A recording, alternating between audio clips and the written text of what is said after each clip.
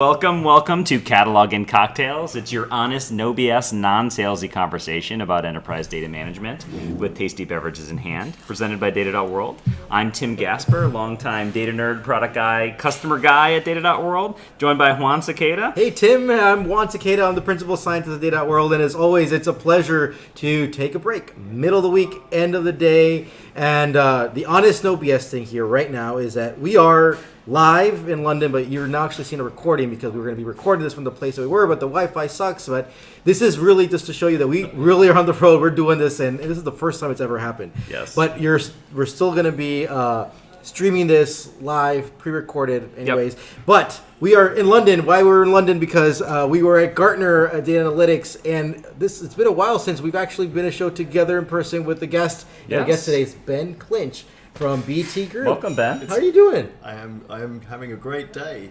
Thank you. Well, thank you for joining us here. Glad to have you here. No, so today we're coming from Gartner, a bunch of stuff going on right now. But hey, first of all, let's tell and toast. What are we toasting and what are we drinking here today? Yeah, so we're at the Cinnamon Club in Westminster, and we are drinking some delicious cocktails here from Tejas.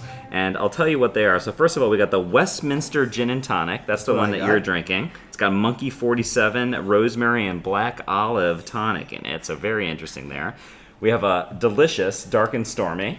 Always a good classic, right?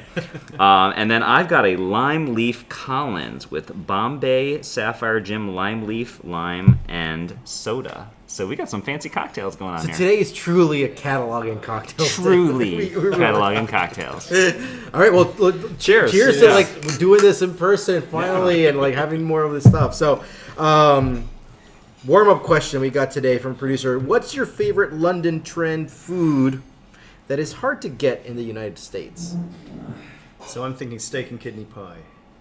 Yeah. Okay. Did you get that? Yeah, I don't. Kidney pie? No, that's a hard one to go do. It's fantastic. In the States. Yeah. It is Maybe really with good. some Guinness in it. That is some ale. Yeah. That. We're having a nice dinner after this, but that sounds great right now. That sounds fantastic.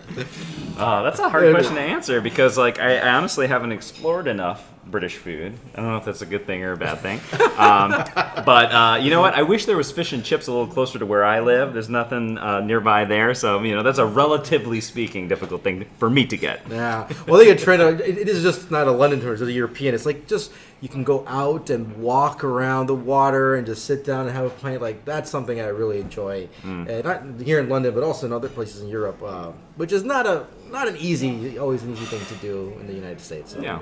But all right, kick it off. Ben, honest, no BS. Automating data governance. Is it really possible or not? Absolutely, and increasingly so.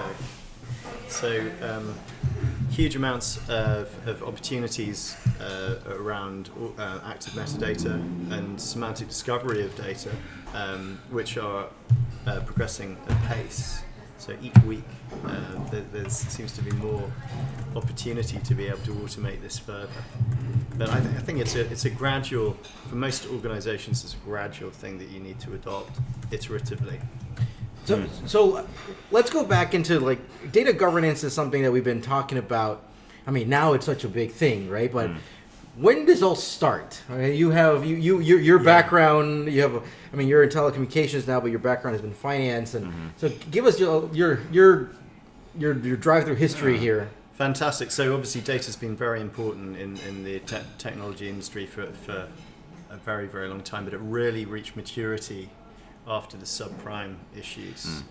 So the 2008. 2008, collapse of Lehman's, and some of the regulators were saying to the banks, we need to have greater confidence in the data that you're sending us, so that we can, and also measuring exposure to other organizations, in this case Lehman's.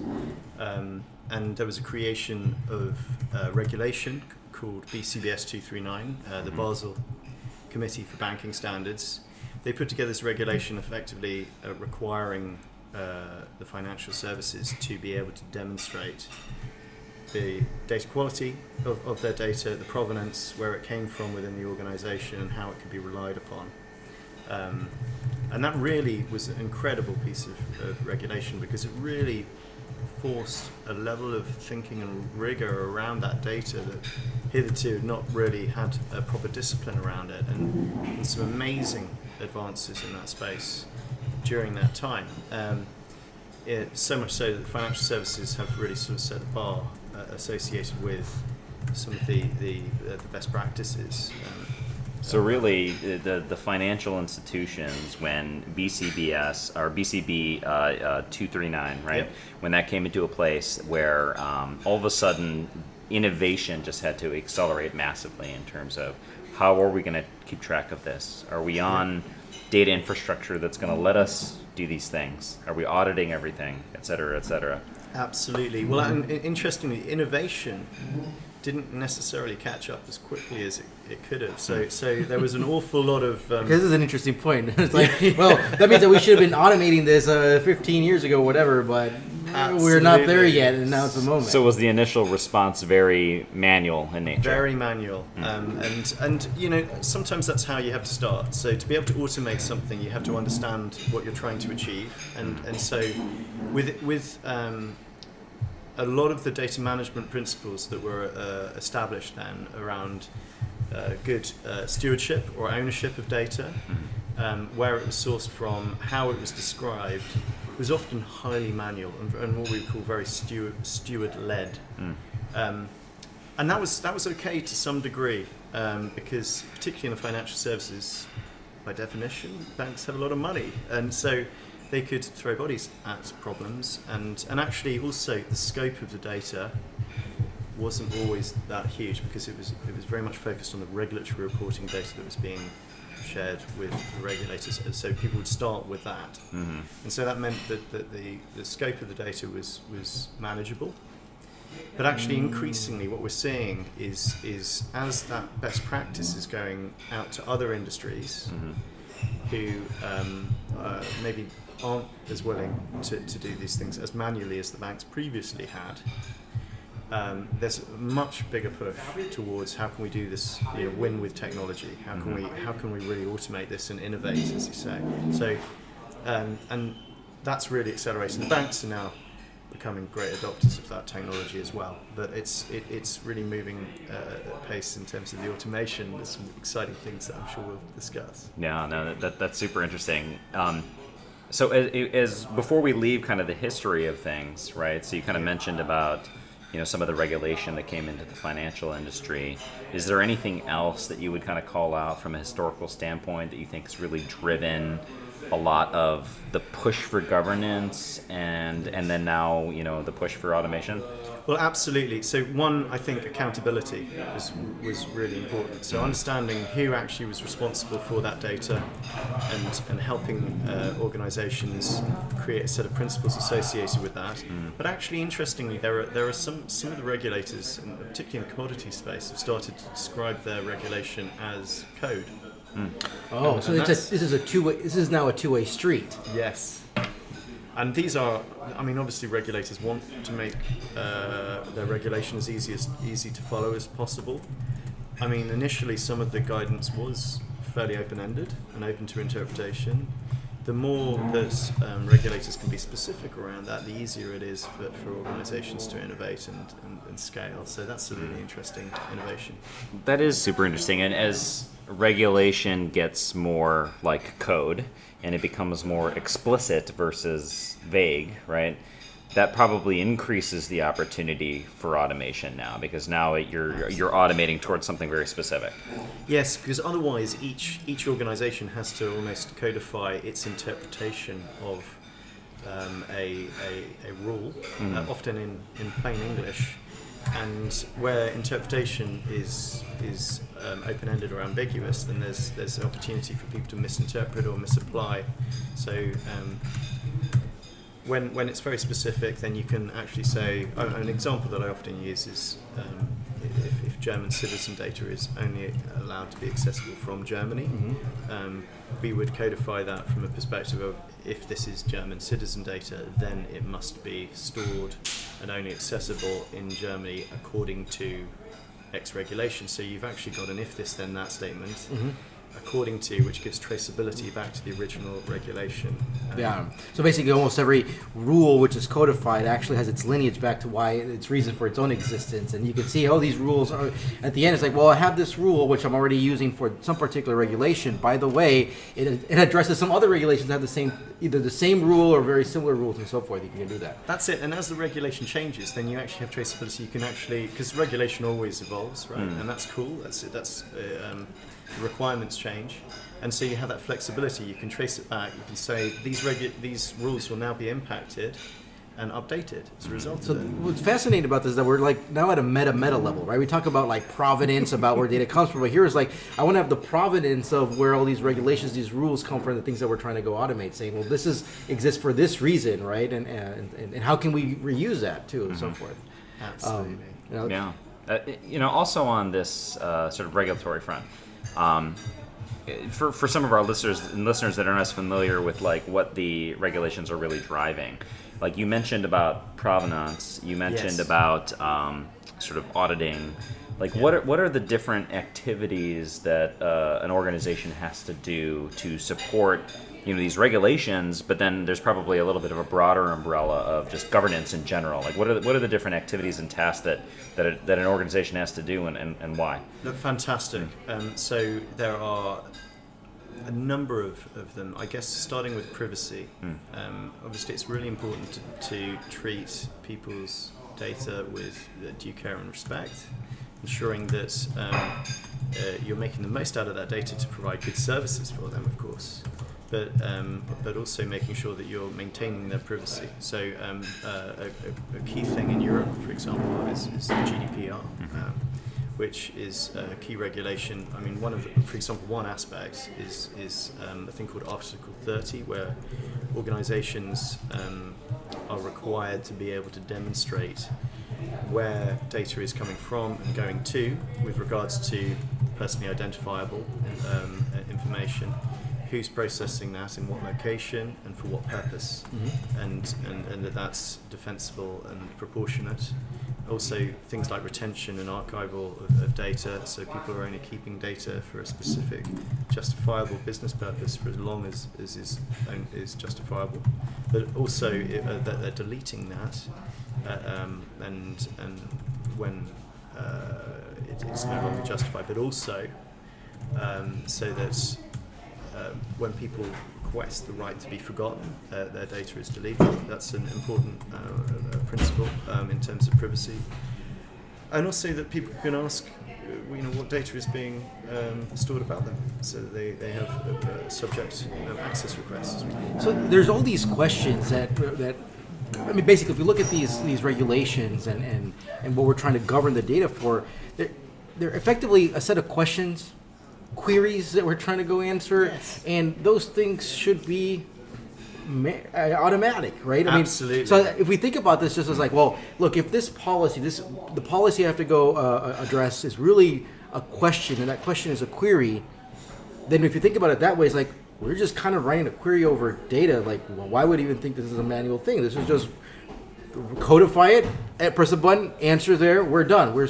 So I think that's 100%. Kind of the mentality we need to get to. But right now, that whole process. Imagine trying to go resolve a question right now where you don't have a database that you're going to go run your query. I mean, today we have these issues that I'm trying to integrate data, which is still a problem here about automating. But we got to see the problem like this. It's like, it can't be that complicated. We can't think about it. It should be that complicated. 100% right. And actually, as you codify this stuff, you can then say, well, look, we now know the metadata that we've got to be collecting. So it provides a framework in which you can then start to, we're taking science and engineering kind of best practices towards applying effectively the law in this instance. So that you say, okay, we need to know that this is German citizen data. We need to know the server location. We need to know the location of anybody who's trying to access this, and then we can apply business rules over the top of it that ensure that you're enforcing compliance and detecting any potential anomalies associated with it. But we're talking about the defensive aspect there as well. I mean, the same goes for the offensive data management approach, which is the value of data. If we know that certain types of data is valuable for a particular business process or business capability, then we know if we can detect that and we can still codify that, if this is this type of data, then it is valuable for X business capability according to the owner of that business capability, for example. Then you can then say, okay, we now need to semantically discover that information. And from my perspective, the more that we can understand the value and the context of data, whether it's regulatory or privacy driven, or value driven, it's actually very similar in terms of the way you codify it and scale that. The key word for me here has been codify. That's what we need to. I mean, we can't automate what we can't read, basically, from a machine perspective. So we need to be able to we need to be able to codify it. So we can't just trust that ChatGPT will solve it for us, right? It will probably help, right? But no. It won't solve it on its own, right? Well, And the codification and the metadata seem like they're both key aspects here. Absolutely. And look, I don't want to underplay. Large language models can do a huge amount to help with this. But actually, for me, the core is, first of all, organizing your metadata into an information model. So we talked a little bit about the metadata as an example there. I see this as a continuum that is described as a knowledge graph, effectively. So this is how you structure your data in such a way that is scalable, and then the business rules help you leverage that information. Yeah. So, I mean, this is definitely. I mean, you're singing here to the choir, you're preaching to the choir here, right? I mean, at least to me, but I think the codification is really about let's put this in a structured way that the machines can understand it, Yes. and then it's all about linking them together. We're just like, well, I have this rule, this policy, it's related to some other policy, to some regulation. Like now you start making those relationships. Hey, this looks like a graph, right? So I think effectively what we're seeing right now is that knowledge graphs are the way of being able to codify the data, the metadata, these policies all together. And we were talking on our way over here. We're like, on our ride over here, it's like we were having another podcast that we should have been recording that conversation. but I was telling you, Uber like, sessions, right? Yeah, The VIP episode. Yeah, we should have one of those too. Yeah. But it was. I was telling, like, I have been talking to Gartner for almost like 10 years, saying, hey, semantics, and even before knowledge graph was a thing, and doing that, and it's like it's now getting there, and it's really cool. Cool is the word I meant. To go, when I go talk to people about knowledge graphs, there's less amount of eyes staring at me like, what do you mean? Like, no, people either now get it, or they're like, yeah, I've been hearing it all the time, I need to get this more, explaining more. And there's still people like, I don't know, but it's really been decreasing, and this is really exciting. I mean, that's my perspective. I absolutely agree. And actually, I mean, instantly, so I was a relational data guy a while back, and as soon as I was educated around knowledge graph, I instantly saw the value. But that's because I've lived and breathed data for a very long time. Now, going to Gartner this week, there has been so much talk about the knowledge graph being the center of a data fabric, and it's so refreshing. And actually, having said that, though, I still think there's a lot of opportunity for better training and better access to this information. I'm a big proponent of a number of different courses and books that can get people up to speed. But actually, I set up a graph guild at BT, where I currently work with 200 members now. So we meet regularly, we talk to semantic experts, and we explore different graph technologies. We use graph quite a lot because effectively a network, which is a major part of our proposition, is a physical graph. I mean, it's literally a graph instantiated by nodes and edges that you can literally touch. Yeah, you have graph operating at a few different levels, right? Yes. There's sort of the network, the graph, right, of the actual infrastructure and things like that, right?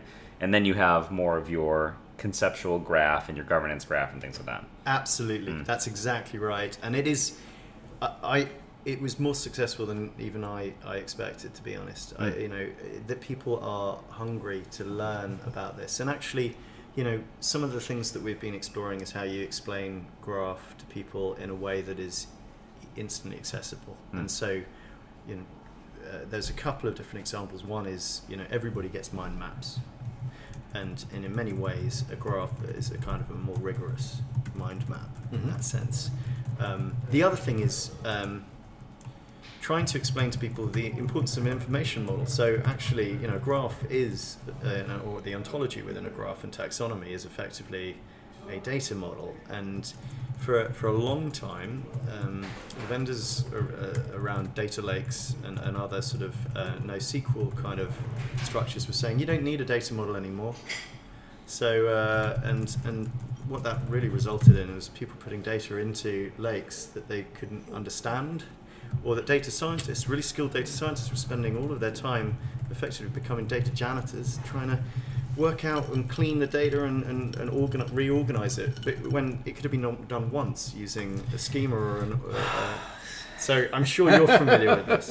I think by now people are realizing that the pendulum is swinging the pendulum is swinging again, right? It's like I always talk about the types of the ordinary truths and the profound truths, and an ordinary truth is one whose opposite is a falsehood. Yeah. So, database systems need to be faster. Well, of course, because if I negate it, database need to be slower. That's dumb. That so doesn't make false, sense, right? So it's an ordinary truth. Yeah. But a profound truth is one whose opposite is also a profound truth. Yes. So you could say database systems need to have very strong, well-defined schemas. Well, the opposite is database systems do not need to have well-defined schemas. Well, that's what we've been doing for the last... we had the pendulum on one side. Movement, right? That was a whole NoSQL movement, and that was good. And now we're realizing. So I think the whole schemas and semantics around data is a profound thing that we can have, a profound truth that we can have this discussion. I 100% agree. And actually, it doesn't have... We don't have to make it hard. As we say, there's a lot of technologies that we mentioned earlier that can actually speed this stuff up. But even now, talking across the industry to people, some of them are saying we don't need a data model. So there's an analogy that I use a lot, and I spoke about it in Gartner yesterday, which was when trying to explain the importance of a data model to people who are unfamiliar with why that's important. I use the example of the org chart. So, of course, people are a very important asset in any business. That's apparent to everyone. And everyone from the CEO to right the way down, everybody knows where they sit in the org chart. It's the first thing you look up when you join an organization. Who's my boss and who's my boss's boss, right? And absolutely. And then how we organized, and how do I contact or how do I locate other people within the organization? What kind of title do they have? What seniority do they have? Who pays for them? There's a lot of context that is embedded in an org chart structure, right? Absolutely. And would you ever hear somebody say, "Well, we don't need an org chart. We don't need to organize our people," or what's the return on investment on an org chart? Nobody's. Why don't we wait until we get big enough, and then maybe we'll establish an org chart? Right? Well, yes. Actually, that is in a very small company. Yeah, that might which be is justifiable. fine. Exactly. But that's when you realize there is none. But then at the point it flips. But once you have more than 20 people or whatever it is, right? Yeah. So this is I love this analogy you're doing. But let's go into the work that you've been doing with so many people around the EDM Council and the CDMC. But this is something that. Yes. So many people in the world have gotten together, companies, to develop all these data models so we don't reinvent the wheel. And so please tell us more about right. this. So one of the things that's really exciting, and I volunteer at the EDM Council. I'm a certified trainer in DCAM and CDMC, so it's just a... But I know we're a non-salesy podcast, but anything about education, please go sell it away. Yeah. Yes, please go sell. So DCAM, which stands for Data Management Capability Assessment Methodology, is a framework that was developed by the EDM Council, primarily in response to BCBS 239. It was heavily informed by the banks initially, and is now widely adopted by many regulators and many industries. There's a fantastic free benchmark report that you can see against different sectors around the world, their maturity, because against this, it's very objective. You can measure how mature you are as an organization against objective measures. And it's very much based on what you do, not how you do it. recognizing that technology and processes and approaches change, but actually the fundamentals of what you need to do or achieve can be measured. And so, we use that, and I, as I say, I'm a trainer in that. It's on version 2 at the moment, and there is actually going to be a version 3 next coming. So it's going to be developed later in the year. Nice.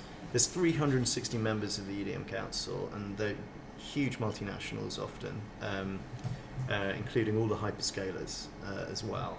So one of the other developments that that I was involved in, I led a couple of the sub capabilities. Is a thing called the Cloud Data Management Capabilities, or CDMC, and this was established by, just by sheer coincidence. I already knew a gentleman called Ollie Beige at the London Stock Exchange Group, and Richard Perris, who I'd worked with previously at UBS. And when they were working together, they were saying, we really find that when we're interacting with hyperscalers about what our requirements are, we're actually, there's not a standard. So we're having to say the same kind of requirements separately to each hyperscaler. Why don't we explore the opportunity to be able to create the standard that everybody's, and that's going to help the hyperscalers serve us, and actually help people get value and manage down the risk of cloud. So they approached the EDM Council, who Mike Merritt and John Bottega and great leaders. They basically said, "This is a great idea. Let's explore this." Now, it became a runaway success. There were 100 companies involved, 300. So this is basically defining all the metadata about all types of data sources, things that are going to be in the cloud. Well, yes, it does include that actually, and it's a very good point. But it's all data management practices, and that you can objectively measure, and the automation thereof. That means that the scale. So this goes back to what we were talking about earlier. Is like this is now all these regulations or these rules. They'll codify that you know what this is. And we're having That's it. And when you're at the hyperscaler kind of size, you're going. Over a petabyte of data, you really can't throw bodies at this stuff. It's a bit of a simplification because it's probably complexity more than scale, but there's sort of a general rule that can apply.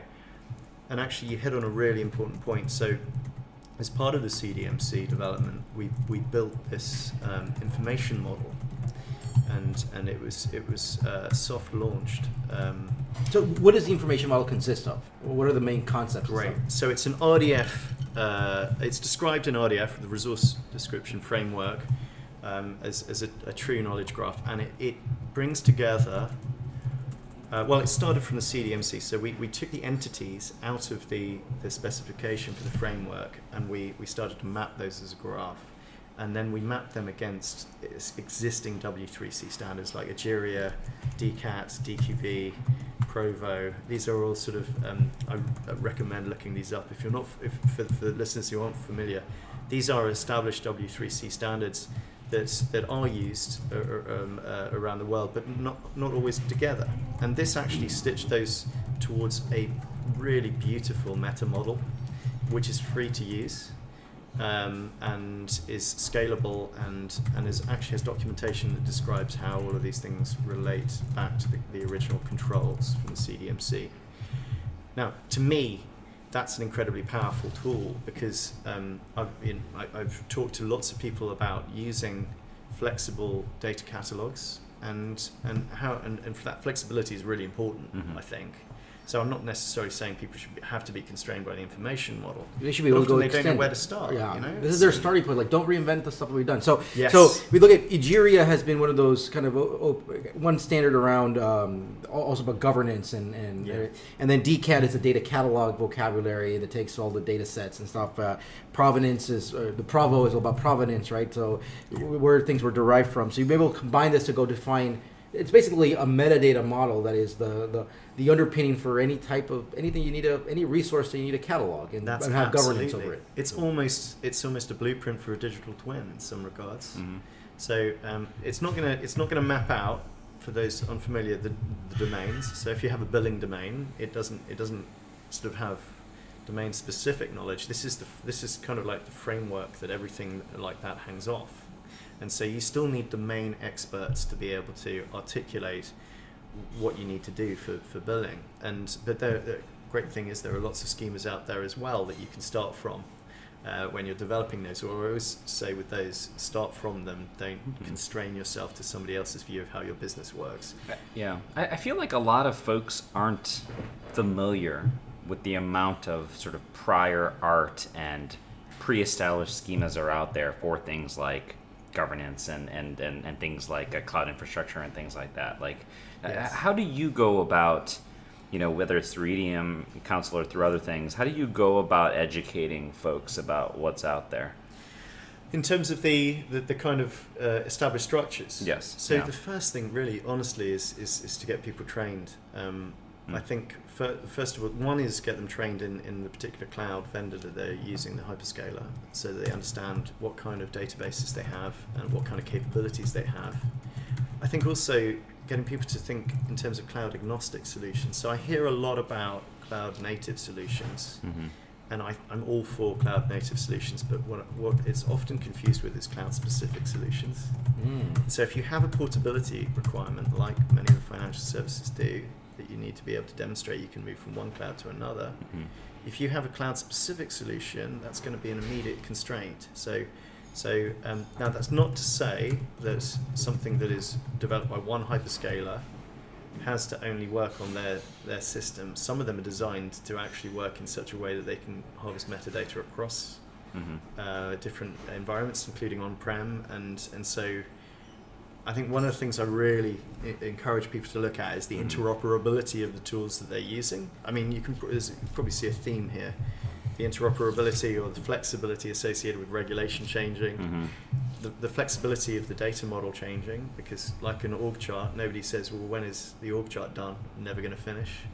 It's the same with a data model. It's a living, breathing thing that evolves with you. It's not a project, it's an ongoing capability, it's an ongoing asset, right? That's it. And so in the same way, your architecture should be interoperable, and that's why I embrace standards like RDF, where it actually allows a lot of different components to interact in a very consistent manner against an established standard. So one of the questions I'm thinking is, when should I start? Like, do I have to get to some state to be thinking about this, or I'm like, because this is the things that I always talk about, the balance of being efficient and resilient. I'm like, I need to do these things fast, so I'm not going to go invest in doing all this stuff. But then later on, I am scaling, and I'm like, oh, I have all this debt. So what are your what a fantastic question.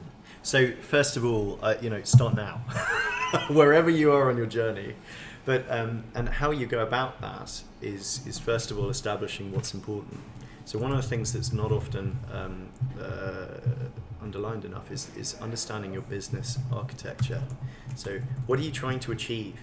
And codifying that, again, preferably in machine-readable diagrams, for example. So having been an architect, we often joke about drawing lines and boxes.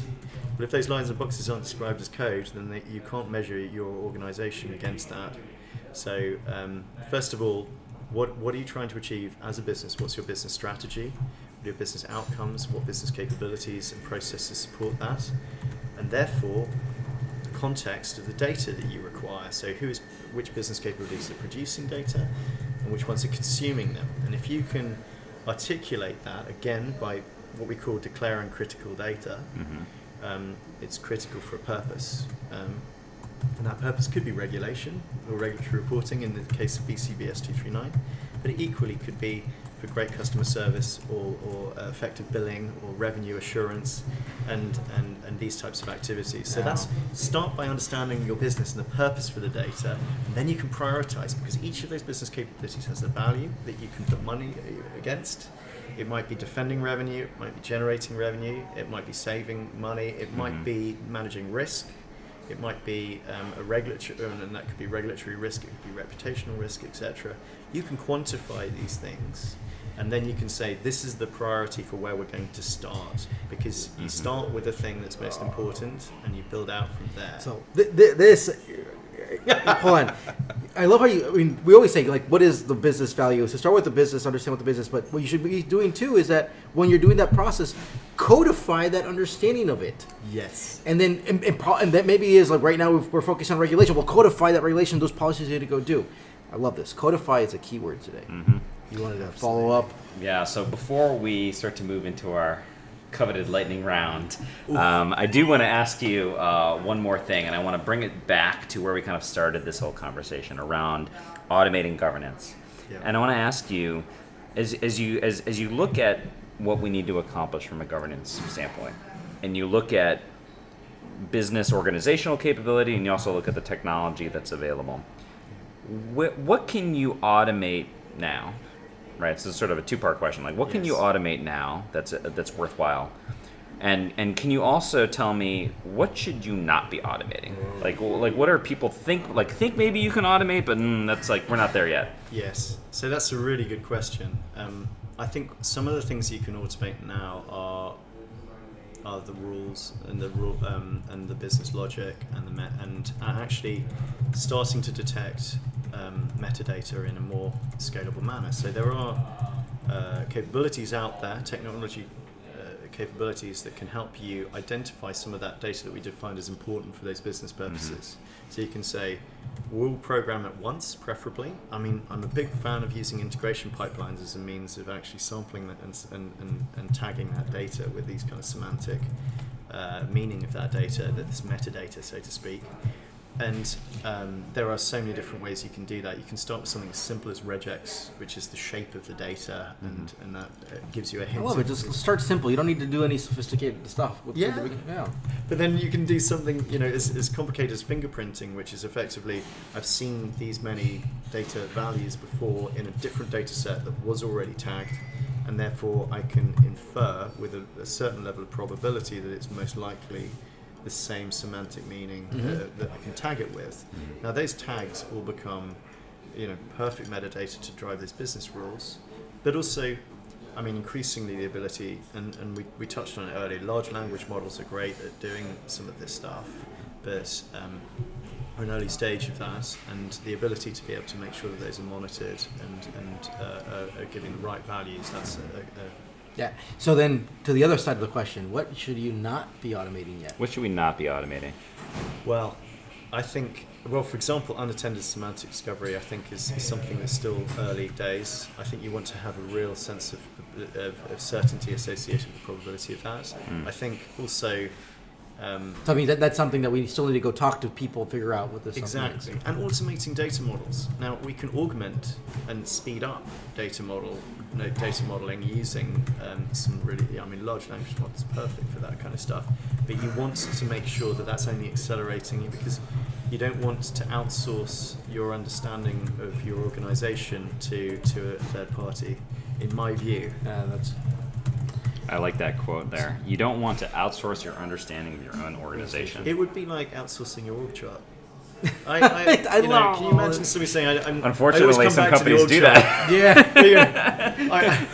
So that might, again... But we won't talk about consultancies. I'm always operating at very huge scales, but yes. And you can get advice from other people. Get advice. Right? But and this is ultimately how you see these large language models is like productivity. It's also advice. Take as input that you need to make final decisions. Right. So this is a good segue into our AI minute. So 1 minute to rant about AI, whatever you want. Ready, set, go. Fantastic. So AI is something I've really always been passionate about. So I did that at university, wrote backpropagation neural networks and algorithms. And to some degree, I wish I'd done more of it between now and then, because it's really taken off. What I would say is that these things are incredibly powerful and augmenting what we do, but they are not something yet that we need to be overly scared of in terms of completely replacing people, or if we do, we need to be ready for the consequences associated with it, which is that it's incredibly powerful stuff. We need to be harnessing this for our benefit, but be mindful that it needs to be fed with good data. And if it's not fed with good data, which is all about the cataloging we're talking about and metadata, then don't be surprised if it doesn't give you the right answers. We need to empower the LLMs with the knowledge and the context that we've been discussing today. Perfect. Beautiful that was great. timing. Garbage in, garbage out. That's it. That's it's it. It's still So it's still true, All right? right. Yep. So let's head to our lightning round, presented by Data.World, and I'm going to kick it off first. So just quick yes or no, a little bit of context needed, but so does your metadata model have to be fully designed before you can start automating governance? No. But the more structure that you have in the meta model, the better. But so no. Okay. All right. So next question.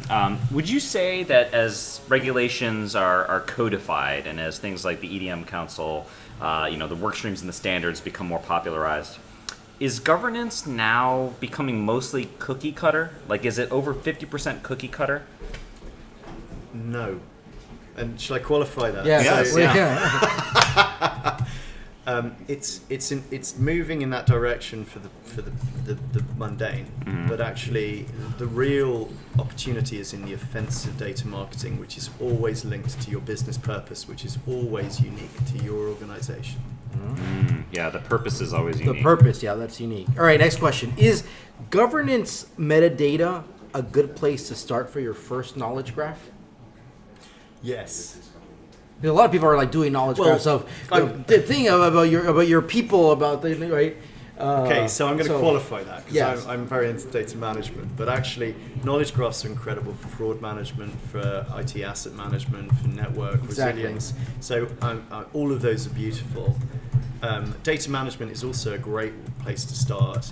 What I would say is all of those use cases should be coordinated in such a way that they're building out your enterprise knowledge model, so that then that's do it with RDF or label property graphs, but something that you know are going to Don't do it in silos. don't do it in silos because then you're building out your own More thing. applications that happen to be in a graph. Ideally, your knowledge graph is cohesive and these things are coming together. Exactly right. People are kind of painting the picture for you bit by bit, right? And while making money and making business benefits from their individual use cases built on graph.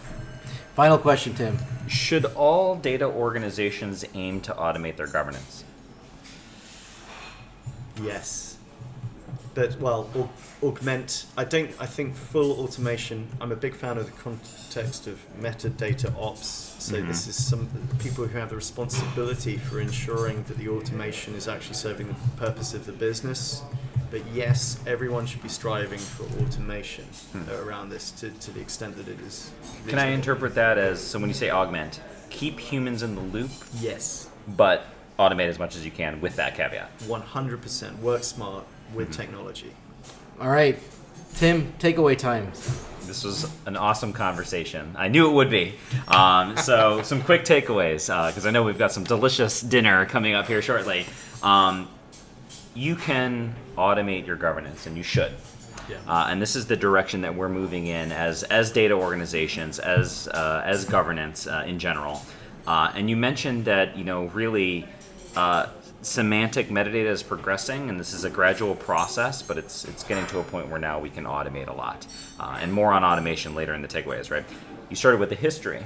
You said that in 2008, the collapse of Lehman's and the regulations that happened in the States, that happened here in the UK and across the world, it really was kind of a trigger point to say, look, we can't just hope that you're going to do the right things around data.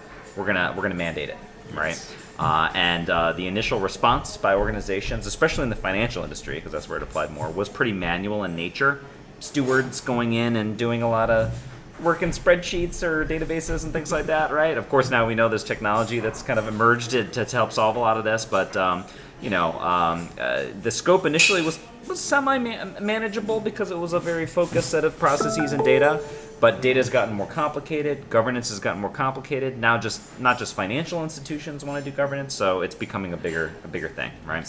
To automate, you probably need to start manually, figure out what you need to achieve, but you want to try to automate from there. You mentioned accountability is important. You mentioned also that regulators are really starting to push more towards regulation as code.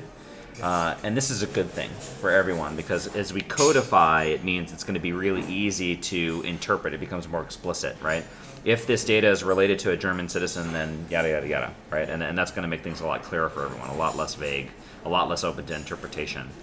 And you mentioned that especially things like data privacy, GDPR, these are a lot of the emphasis of how kind of governance is focused these days, and we talked through different aspects there. And before I pass it to Juan, you started to talk a little bit about the path to automation, which is you kind of have to see automation as answering a query. As things become more codified, then we can use the metadata to actually drive the automations around governance or regulation. And you should really think about organizing your metadata into an information model. And that information model should be a knowledge graph. Yes. Should be RDF. With that, over to you, Juan. Well, I think the key word here, and I've said it before, it's codify. Then we need to have that on a t-shirt, like codify, right? Codify, and then you're coding this, and you're coding that. Those things are linked together. It's a graph, and then that's where the knowledge graphs come in. And I love how you say, like, how do we explain the knowledge graphs to everybody? It's a mind maps is one way to think about it. And then we start seeing that, first of all, like, we've all had schemas. We've all thought about this stuff, but then the NoSQL movement took the pendulum to one side, and then now we're bringing it back about it. And I love your analogy, your examples. Like, data models are important, and one way to explain it is, like, just look at your org chart. Do you ever think about, like, no, that org chart is not important, like, that org chart does not provide ROI? What's the ROI? What is the ROI for that? No, imagine you didn't even have one. Like, you need to know who you report to, who reports, and who to contact, who's related. Like, there's so much context in there that you kind of almost take it for granted. This is an important thing. You can't even imagine a world where you wouldn't have that. Mm-hmm. And then we really dive into the EDM Council, right? So this is incredibly valuable work. It's a nonprofit. So many different large organizations in the world have gotten together to develop DCAM, right, which is a big framework that has been heavily informed by all the bank regulations. And then the CDMC, right? This has created a standard to have to repeat all these requirements from all the hyperscalers around. Have this information model that really is combining all these existing standards from data catalog and governance, like Egeria, DCAT, the data catalog vocabulary from the W3C, provenance, and all of this is in RDF and open standards, which effectively is this blueprint of your digital twin that you can go do that provides all that metadata about all this infrastructure that you have within your organization. How do we become aware of these things out there right now? Like, so your recommendations, let's get trained on cloud solutions, but also realize it's not just being specific on a cloud, but we also think about you need to be portable, right? You maybe need to go move around things. So again, more keywords here is thinking about interoperability and flexibility, and all this stuff is changing, right? Regulation, your data is changing, your regulations are changing. And when do you start?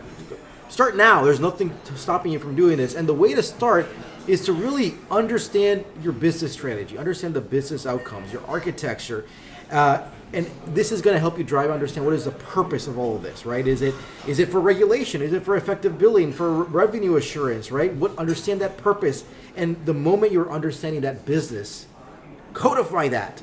This is the beautiful moment to truly have have it in code such that you can start automating more of this. So to wrap up, we said, what should you automate now? What shouldn't you? Automate now is all the rules, these business logic, right? You can all these detections that can be done, and you can start with simple things like this regex, and then later get complicated with fingerprinting. And what you shouldn't be automating is really the semantics, extracting that knowledge. You need to go talk to people, and you need to go figure out what those data models are in people's head, how the business is working. Yes, there are tools to augment you into it to make you more productive, but don't outsource that. You do not want to outsource your understanding of your own organization. Fantastic. How did we do? Anything we missed? That's an amazing summary, and I think you got that was all you. All right, to wrap it up, because we got dinner coming soon, is 3 questions. What's your advice? Who should we invite next? And what resources do you follow? Well, first of all, my advice is very much in line with this. Get familiar with Knowledge Graph. Get familiar with the EDM Council. Love it. Knowledge Graph, EDM Council. Who should we invite next? Python string held. Who? Python string held. Okay. The Python string held? Absolutely. I'll send you the spelling. Love it. Okay. And what I would recommend is his book, Data Management at Scale, the 2nd edition that has just recently come out. Fantastic. And I think it really underlines a lot of the stuff we've discussed. And about what resources do you follow? Books, podcasts, newsletters, people. I'm a big fan of Python. I'm a big fan of semantic web training as well. So these kind of resources, I can send you a list of these to add to the show. Well, Ben, thank you so much. Just quick, next week, I'm going to be on vacation. I need to take a break. But we will actually record. We'll have a Tim and Juan rant on what's been going on the last 6 months. We'll do a little bonus episode. We'll do a bonus episode. Yeah. But with that, Ben, I look forward to it. thank you so much. Cheers. Appreciate Thank it. you. Cheers.